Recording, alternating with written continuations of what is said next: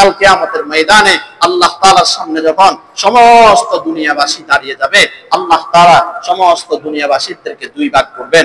আল্লাহ তাআলা বলবেন, ও আমার বান্দারা, তোমাদের মধ্য থেকে যারা কোরআন এবং হাদিসের জ্ঞান অর্জন করেছো তোমরা আলাদা হয়ে যাও, আর যারা কোরআন এবং হাদিসের জ্ঞান অর্জন করো নাই তোমরা আলাদা হও। তখন সমস্ত উলামায়ে কেরাম এক পাশে দাঁড়িয়ে যাবে আর সাধারণ মানুষগুলো এক পাশে দাঁড়িয়ে যাবে। আল্লাহ তাআলা উলামায়ে কেরামদেরকে বলবেন, যাও এবার তোমরা সরাসরি জান্নাতে চলে যাও। সুবহানাল্লাহ। এখানে আরেকটা প্রশ্নের জবাব দেই, সেটা হলো আল্লাহ তাআলা যে বলবেন সমস্ত উলামায়ে কেরামদেরকে সরাসরি জান্নাতে যাওয়ার জন্য, এখন কোরআন হাদিস শিখলেই কি আমরা আলেম হয়ে যাব আর আমরা কি শিখেই কি সরাসরি জান্নাতে চলে যাব? এটা কি হতে পারে? আলেমদের মধ্যে ভণ্ড নাই, আলেমদের মধ্যে ফ্যাট ফুজারি নাই, আলেমদের মধ্যে ফ্যাট বাঁচানোর স্বার্থে, চাকরি টিকানোর স্বার্থে, কমিটিকে খুশি করার জন্য এমন আলেম কি কথা বলে না মসজিদের মিম্বরে, ওয়াজের মঞ্চে কি কথা বলে না? তাহলে ওই আলেমও কি কিয়ামতের ময়দানে সরাসরি জান্নাতে যাবে? এমনটা না। মুফাসসিরিনে কেরামগণ, মুহাদ্দিসিনে কেরামগণ বলেন, না, আলেম হলো দুই প্রকার। সমাজের দৃষ্টিতে ওই বান্দা আলেম যেই বান্দা কোরআন হাদিস শিখেছে, যেই বান্দার মুখে দাড়ি চলে এসেছে, যেই বান্দার মাথায় টুপি এসে গেছে, যেই বান্দার গায়ে লম্বা জুব্বা চলে এসেছে, কোরআন হাদিস শিখেছে, ওই বান্দা হলো সমাজের দৃষ্টিতে আলেম। আর আল্লাহ তাআলার দৃষ্টিতে আলেম হইল ওই বান্দা যেই বান্দা কোরআন হাদিস শিখার পরে ওই অনুযায়ী আমল করেছে। আল্লাহ সুদকে বলেছেন হারাম, সুদ ছেড়ে দিয়েছে। ঘুষকে বলেছেন হারাম, ঘুষ ছেড়ে দিয়েছে। পরকিয়া, জিনা, ব্যভিচার, অন্যায়, অত্যাচার, সমস্ত গুনাহের কাজ ছাড়িয়া যে সমস্ত ভালো কাজগুলো আল্লাহ তাআলা ধরার জন্য বলেছেন, ভালো কাজগুলা ধরেছেন, হারামগুলা ছেড়েছেন, হালালগুলা ধরেছেন, ওই বান্দাই হলো হক্কানি আলেম, আল্লাহ তাআলার কাছে আলেম হিসেবে গণ্য হবে। আর যে আলেম, আলেমের উলামায়ে সু, দুষ্ট আলেম, ওই আলেম বাজারি আলেম, ওই আলেমকে কিয়ামতের ময়দানে আল্লাহ বলবেন না যাও তোমরা জান্নাতে যাও, এটা আল্লাহ বলবেন না। আল্লাহ ওই আলেমদেরকে বলবেন যে আলেমরা কোরআন হাদিস শিখেছে এবং সেই অনুযায়ী আমল করেছে, সেই আলেমকে আল্লাহ বলবেন যাও জান্নাতে যাও। কথা বুঝছেন?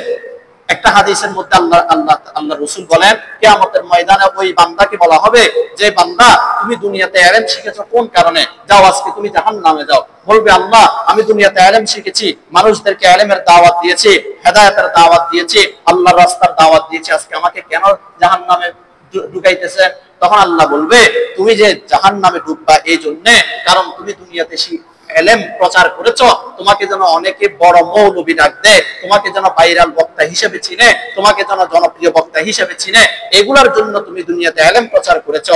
আজকে এগুলা তোমাকে দুনিয়াতে যা বলার বলে দিয়েছে, আজকে তুমি জাহান্নামে ঢুকো, তোমার জন্য জাহান্নাম অবধারিত।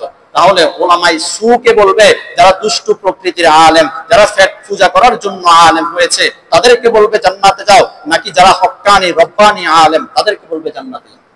যারা হকপন্থী আলেম, আল্লাহ তাআলার দৃষ্টিতে আলেম, তাদেরকে বলবে জান্নাতে যাও। যারা সমাজের দৃষ্টিতে আলেম নয় তাদেরকে আল্লাহ বলবেন না জান্নাতে যাও। যখন তাদেরকে বলবে আল্লাহ জান্নাতে যাও, তখন তারা জান্নাতে যাওয়ার সময় একদল মানুষ তাদেরকে পেছন দিয়ে ডাক দিবে আর বলবে, ও উলামায়ে কেরাম, ও আলেম, ও মুফতি সাহেব, মুহাদ্দিস সাহেব, দুনিয়াতে আপনি থাকা অবস্থায় আমি আপনাকে মহব্বত করতাম, আল্লাহ তাআলা আমাকে আজকে জাহান্নামে ফেলে দিচ্ছে, আমাকে জাহান্নাম থেকে বাঁচান।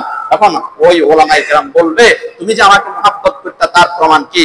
হাদিসের ব্যাখ্যায় রাসূল করিম সাল্লাল্লাহু আলাইহি ওয়াসাল্লাম এভাবে বলেছেন, ওই বান্দা তখন উদাহরণ দিয়ে বলবে, আমি আপনাকে যে মহব্বত করতাম তার মহব্বতের একটা নমুনা হইল, আমি মহব্বত করে আপনাকে এক গ্লাস পানি এনে দিয়েছিলাম। আমি যে আপনাকে মহব্বত করতাম, ওই মহব্বতের নমুনা হইল আপনি ওযু করার জন্য এক বদনা এক লোটা পানি এনে দিয়েছিলাম। এটাই ছিল আমার মহব্বতের বহিঃপ্রকাশ। আজকে আমি আপনাকে মহব্বত করতাম, আজকে আপনি আমাকে জাহান্নামের আগুন থেকে বাঁচান। তখন উলামায়ে কেরাম সেখানে দাঁড়িয়ে যাবে আর দাঁড়িয়ে আল্লাহ তাআলার কাছে বলবে, ও আল্লাহ, এই বান্দা দুনিয়াতে থাকা অবস্থায় আমাকে মহব্বত করতো, আপনি এই বান্দাকে জাহান্নামের আগুন থেকে বাঁচাইয়া দেন না, আমার সাথে জান্নাতের রাস্তায় তুলে দেন, আমি ওই বান্দাকে নিয়ে জান্নাতে যাব। আল্লাহ তাআলা ওই বান্দাকে মাফ করিয়া ওই বান্দার সাথে আলেমের সাথে জান্নাত দান করবেন। সুবহানাল্লাহ। কেন? ওই যে ইবনে আব্বাস রাদিয়াল্লাহু তাআলা আনহু একটা কথা বলেছেন, নবীদের যেই কাজ আলেমেরও সেই কাজ। সুতরাং তোমরা নবীদেরকে যেমনে ভালোবাসবা, আলেমদেরকেও তেমনে ভালোবাসবা। নবীরা দুনিয়ায় এসেছে তোমাদেরকে জাহান্নাম থেকে বাঁচানোর জন্য, আলেমরাও ঠিক সেভাবে এসেছে ওয়ারাসাতুল আম্বিয়া, নবীদের ওয়ারিস হিসেবে তোমাদেরকে জাহান্নাম থেকে বাঁচানোর জন্য। কারণ উলামায়ে কেরাম দুনিয়াতে কাজ করে কেন? একটা ছোট্ট সর্বশেষ উদাহরণ, সেটা হলো আমাদের দাঁতের চিপায় যদি বস্তু আটকে অথবা কিছু আটকে, আমরা সেটা বের করার জন্য যেই বড় আমাদের জন্য যেটা ভূমিকা রাখে সেটা হলো আমাদের জিহ্বা। জিহ্বা দিয়ে আমরা খোঁচা মারি সেটা বের করার জন্য। বলেন তো জিহ্বার কোনো স্বার্থ আসেনি সেটা বের করার ক্ষেত্রে? কোনো স্বার্থ আছে? কোনো স্বার্থ নাই। কিন্তু এই জিহ্বা এই দাঁতের চিপা থেকে গোস্তটা বের করার জন্য অথবা ময়লাটা বের করার জন্য যে পরিমাণ কষ্ট করে বিনা স্বার্থে, এই বিনা স্বার্থে যেই কষ্ট করে, এই দাঁত কি ওই স্বার্থের ইয়া দেয় আপনার? ওই বিনা স্বার্থে করার জন্য ওই দাঁত কি তার মর্যাদা দেয়? দেয় না। কেমনে? দাঁত যখন আপনার সুযোগে পায় তখন জিহ্বাটারে এক কামড় দেয় না? এটাকে বলে নিমক হারামি। এটাকে বলে নিমক হারামি। ঠিক তদ্রূপ ভাবে যুগে যুগে সমস্ত পয়গম্বরগণ আদম আলাইহিস সালাম থেকে নিয়ে আমাদের নবী মুহাম্মদুর রাসূলুল্লাহ সাল্লাল্লাহু আলাইহি ওয়াসাল্লাম পর্যন্ত, আমাদের নবী জনাব মুহাম্মদুর রাসূলুল্লাহ সাল্লাল্লাহু আলাইহি ওয়াসাল্লাম থেকে নিয়ে এই পর্যন্ত নবীগণ, আম্বিয়াগণ, সমস্ত উলামায়ে কেরামগণ দাঁতের জিহ্বার ভূমিকা রাখে। তারা উম্মতদেরকে বিনা স্বার্থে জাহান্নাম থেকে বাঁচানোর জন্য কাজ করতেছে। আর উলামায়ে আর উম্মতে মুহাম্মদী সমস্ত উম্মতগণ তারা দাঁতের ভূমিকা পালন করতেছে।